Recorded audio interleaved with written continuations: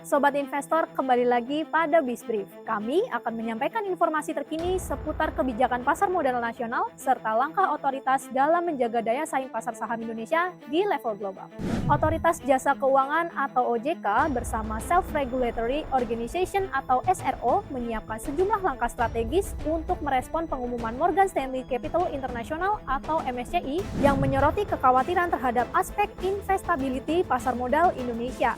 Hal tersebut disampaikan Ketua Dewan Komisioner OJK Mahendra Siregar dalam konferensi pers bersama OJK dan SRO terkait keputusan MSCI yang digelar di Bursa Efek Indonesia, Jakarta, Kamis 29 Januari 2026.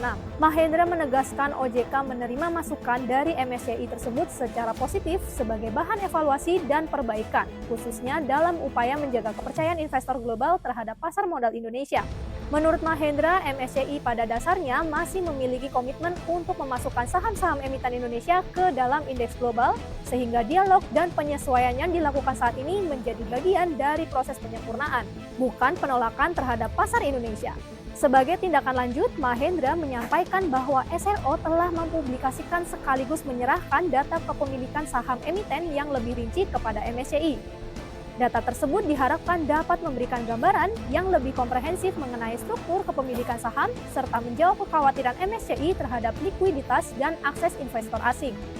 Proses penyesuaian ini menurut Mahendra akan terus berjalan seiring dengan evaluasi dan respon lanjutan dari MSCI hingga data yang disampaikan dapat diterima sepenuhnya sesuai standar internasional. Sejalan dengan itu, SRO juga menegaskan komitmen untuk memenuhi permintaan MSCI terkait penyajian data kepemilikan saham yang lebih detail, dengan mengacu pada best practice internasional guna meningkatkan transparansi dan kualitas pasar modal Indonesia. Tidak hanya dari sisi keterbukaan data, SRO juga tengah menyiapkan penertiban aturan baru terkait ketentuan free float minimum sebesar 15%.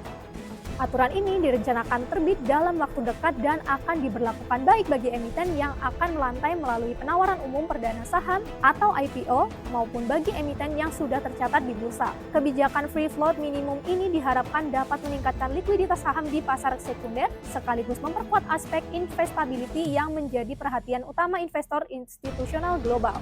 Sementara itu, bagi emiten yang tidak mampu memenuhi ketentuan free float minimum tersebut, SRO akan menyiapkan mekanisme exit policy. Kebijakan ini merupakan bagian dari upaya penataan pasar modal yang lebih sehat, transparan, dan berkelanjutan dalam jangka panjang. Langkah-langkah yang disiapkan OJK dan SRO ini menegaskan komitmen otoritas pasar modal untuk terus menjaga kredibilitas bursa Indonesia serta memastikan pasar saham nasional tetap kompetitif dan relevan di tengah persaingan pasar global. Itu tadi berita untuk hari ini. Pantau terus berita-berita ekonomi, bisnis, dan pasar modal hanya di IDX Channel TV, idxchannel.com, dan media sosial IDX Channel.